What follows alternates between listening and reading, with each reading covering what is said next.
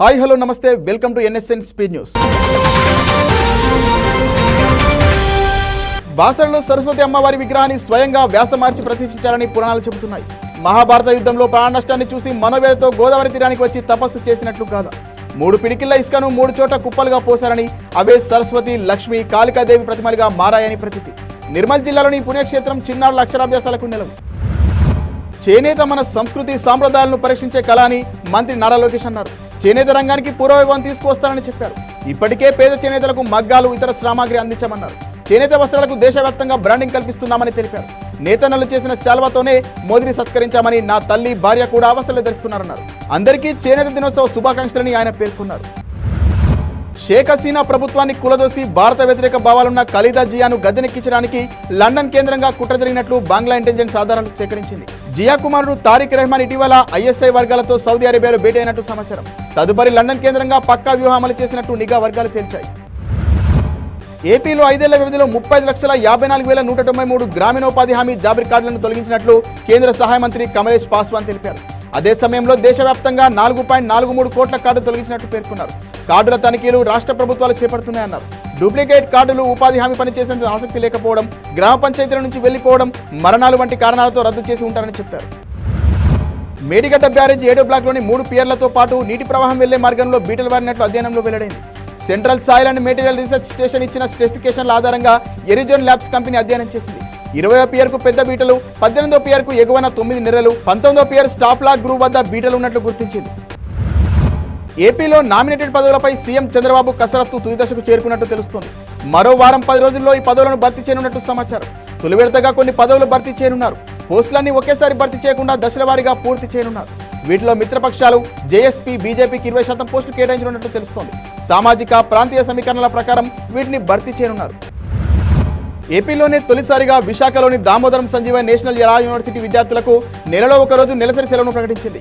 ఈ విద్యా సంవత్సరం నుంచి అమలు చేస్తున్నట్టు అధికారులు తెలిపారు. విద్యార్థినులు మెయిల్ ద్వారా ఈ లీవ్ తీసుకోవచ్చు. ఈ విషయమై గతేడాది విద్యార్థినులు రిజిస్ట్రార్కు ప్రతిపాదన చేయగా జనవరిలో ఆమోదం తెలిపారు. ఇప్పటికే దేశంలోని 7 యూనివర్సిటీల్లో ఈ సెలవు విధానం అమల్లో ఉంది. నేటి నుంచి 3 రోజుల పాటు ఏపీ రాష్ట్రంలో పలు జిల్లాల్లో తేలికపాటి నుంచి మోస్తారు వర్షాలు కురుస్తాయని అమరావతి వాతావరణ కేంద్రం తెలిపింది. ఇవాళ అల్లూరి సీతారామరాజు, విజయనగరం, బాపట్ల, కృష్ణా, పార్వతీపురం, శ్రీకాకుళం తదితర జిల్లాల్లో భారీ వర్షాలు కురుస్తాయని అంచనా వేసింది. నిన్న శ్రీకాకుళం జిల్లాలోని ఆమ్దాల వలసలో అత్యధికంగా 5.5 సెంటీమీటర్ల వర్షపాతం నమోదైంది. 10 రూపాయల నాణాలు చెల్లవన్నది అపోహేనని ఆర్బీఐ స్పష్టం చేసింది. ఏ డిజైన్, ఏ ఆకృతిలో ఉన్నా నాణ్యమైన చెల్లుతుందని, వాటిని తీసుకునేందుకు ఎవరు నిరాకరించవద్దని తెలిపింది. నిరాకరిస్తే చట్ట ప్రకారం శిక్షార్హులని హెచ్చరిస్తోంది. 10 రూపాయల కాయిన్స్ బయట వ్యాపారులు ఎవరు తీసుకోకపోవడంతో బ్యాంకుల్లోనే భారీ సంఖ్యలో ఉండిపోతున్నాయని పేర్కొంది. నాణాలపై ప్రజల అవగాహన పెంచేందుకు చర్యలు చేపడుతోంది. సౌదీకి వెళ్లిన సిరిసిల్ల యువకుడు ఇమ్రాన్ వీడియో వైరల్ కావడంపై ప్రభుత్వ ఎమ్మెల్యే ఆది శ్రీనివాస్ స్పందించారు.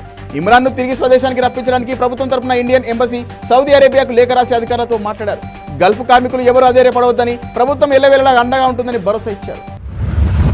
ఎన్సీఈఆర్టీ ప్రణాళిక అనుగుణంగా విద్యార్థులపై పాఠాల భారం తగ్గించేందుకు తెలంగాణ ఇంటర్ బోర్డు కసరత్తు చేస్తోంది. ఇందుకోసం సబ్జెక్టుల నిపుణుల కమిటీలను ఏర్పాటు చేయనున్నట్టు తెలుస్తోంది. 2025-26 నుంచి కొత్త పుస్తకాలు అందుబాటులోకి రానున్నట్టు సమాచారం. కెమిస్ట్రీలో 10 నుంచి 15% పాఠ్యాంశాలు తగ్గుతాయని, ఎంఈసీకి ప్రత్యేక మ్యాథ్స్ పుస్తకం, బైసీపీ సబ్జెక్టులో మార్పులు జరిగే అవకాశం ఉందని ఇంటర్ బోర్డు వర్గాలు చెబుతున్నాయి. ఒలింపిక్స్ లో నీరజ్ చోప్రా రేపు స్వర్ణం గెలిస్తే ఫ్యాన్స్ లో ఒకరికి 10,89,000 రూపాయలు బహుమతిగా ఇస్తానని క్రికెటర్ రిషబ్ పంత్ ట్విట్టర్లో ప్రకటించారు.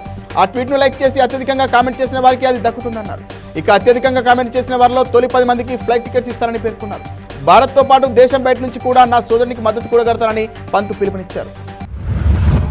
ఏపీ రాజధాని అమరావతిలో నేటి నుంచి కంప చెట్లు, తుమ్మ చెట్లు, పిచ్చి మొక్కల తొలగింపు ప్రక్రియ ప్రారంభమైంది.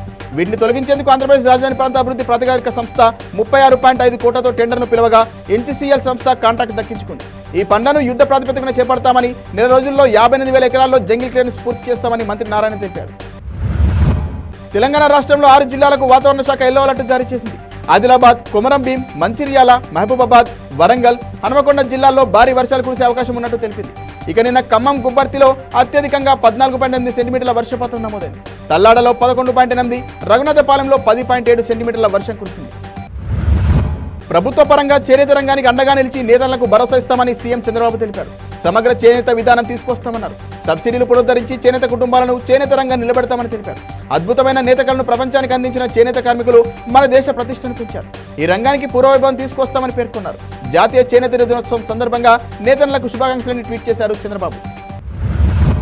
ఏపీ రాష్ట్రంలో అన్ని ప్రభుత్వ ప్రైవేటు వైద్య కళాశాలలో విద్యా సంవత్సరం నుంచే ఈడబ్ల్యూఎస్ కోటాలో 10% సీట్ల భర్తీకి ప్రభుత్వం ఉత్తర్వులు జారీ చేసింది. ఇప్పటి వరకు కొన్ని విద్యా సంస్థలను అమలు చేసిన ఎన్ఎంసీ ఆదేశాలతో ఈ నిర్ణయం తీసుకుంది. ఎంబీబీఎస్, పీజీ, డెంటల్ కోర్సుల్లో ప్రవేశాలకు ఇది వర్తిస్తోంది. అయితే సూపర్ స్పెషాలిటీ కోర్సుల్లో ప్రవేశాలకు వర్తించదని అధికారులు తెలిపారు.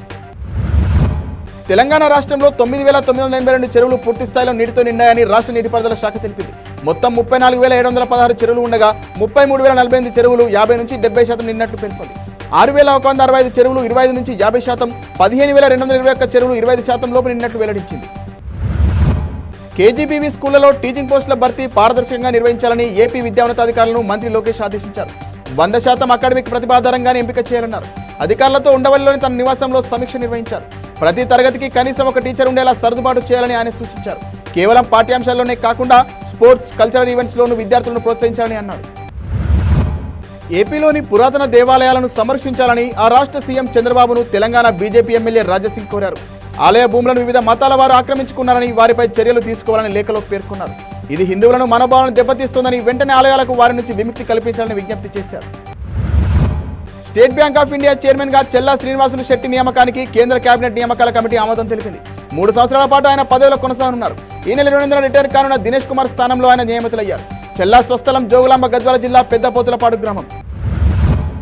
ఆయుధాలతో రక్షణ కల్పించే భద్రతా సిబ్బంది అంటే మాజీ సీఎం జగన్ ఆడుకునే గేమ్లో బొమ్మలు కాదని మంత్రి అచ్చెన్నాయుడు మండిపడ్డారు. 40 మండలాల్లో ప్రజలకు రక్షణగా నిలిచే 40 పోలీస్ స్టేషన్లలో ఉండేంత సిబ్బంది మీకు భద్రత కల్పించాలని ఎక్స్ వేదికగా మాజీ సీఎంను ప్రశ్నించారు. రాష్ట్రంలో నియంత్ర పాలన రోజులు పోయి చంద్రబాబు హయాంలో ప్రజాస్వామ్య పాలన వచ్చిందని గుర్తుపెట్టుకోవాలని సూచించారు. నోబెల్ అవార్డు గ్రహీత మహమ్మద్ యూనస్ ను బంగ్లాదేశ్ మధ్యంతర ప్రభుత్వ హెడ్ గా నియమిస్తున్నట్లు ప్రెసిడెంట్ ప్రెస్ సెక్రటరీ వెల్లడించారు. 84 ఏళ్ల యూనస్ బంగ్లాదేశ్ లో గ్రామీణ బ్యాంకు నెలకొల్పి ఎంతో మందిని పేదరికం నుంచి బయటపడేశారు. షేక్ హసీనాకు రాజకీయ ప్రత్యర్థిగా ఉన్నారు. ఆయన అమెరికాకు అనుకూలంగా ఉంటారని పేరుంది. ఈ క్రమంలో భారత్తో యూనస్ ఎలా వ్యవహరిస్తారనేది ఆసక్తికరంగా మారింది. జన్ధన్ పొదుపు ఖాతాల్లో మినిమం బ్యాలెన్స్ ఉండాల్సిన అవసరం లేదని కేంద్ర మంత్రి నిర్మలా సీతారామన్ స్పష్టం చేశారు. రాజ్యసభలో ప్రశ్నోత్తరాల సమయంలో ఆమె ప్రసంగించారు. మరోవైపు గత 5 ఏళ్లలో మినిమం బ్యాలెన్స్ ఉంచని అకౌంట్ల నుంచి 8,500 కోట్ల ఫైన్ వసూలు చేసినట్లు కేంద్ర మంత్రి పంకజ్ చౌదరి రాజ్యసభలో తెలిపారు. ఇందులో 2023-24 ఏడాదిలోనే 2,331 కోట్ల జరిమానా వసూలు చేశారన్నారు. ప్రమాదకర జికా వైరస్ మళ్లీ విజృంభిస్తోంది. పూణేలో గత 2 నెలల్లోనే ఏకంగా 66 కేసులు నమోదయ్యాయి. వైరస్ సోకిన 26 మంది గర్భిణులు ఆరోగ్యంగానే ఉన్నారని అధికారులు వెల్లడించారు. జికా వైరస్ వల్ల గర్భస్థ శిశువు మెదడు ఎదగదు, తల పరిమాణం చిన్నగా ఉంటుంది. వర్షాకాలంలో దోమలు పెరగకుండా జాగ్రత్త పడాలని వైద్యుల సూచన. దేశీయ స్టాక్ మార్కెట్లు ఇవాళ ప్రీ ఓపెన్ మార్కెట్ను లాభాలతో ప్రారంభించాయి. సెన్సెక్స్ 969 పాయింట్లు, నిఫ్టీ 296 పాయింట్లు, బ్యాంక్ నిఫ్టీ 537 పాయింట్ల లాభాలతో ప్రారంభమయ్యాయి. Finance, banking, oil and gas రంగ షేర్లు బుల్లిష్గా ఉన్నాయి. సెన్సెక్స్ నిన్న ప్రారంభమైన సెషన్లో 1000 పాయింట్లు సాధించిన ట్రేడింగ్ ముగిసే సమయానికి 166 పాయింట్లు నష్టపోయింది. అయోధ్య జిల్లాలోని మిల్కీపూర్ అసెంబ్లీ స్థానానికి త్వరలో జరగనున్న ఉప ఎన్నికను బీజేపీ ప్రతిష్టాత్మకంగా తీసుకుంది.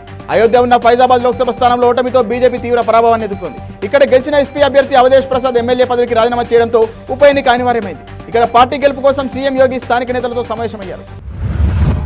ఏపీ మాజీ సీఎం వైఎస్ జగన్ ఇలా 9న నంద్యాల జిల్లాలో పర్యటించనున్నారు. మహానంది మండలం సీతారామపురం హత్యకు గురైన పసుపులేటి సుబ్బారాయుడు కుటుంబాన్ని ఆయన పరామర్శించనున్నారు. మరిన్ని వార్తల సమాహారంతో రేపు మళ్ళీ కలుద్దాం. నమస్తే.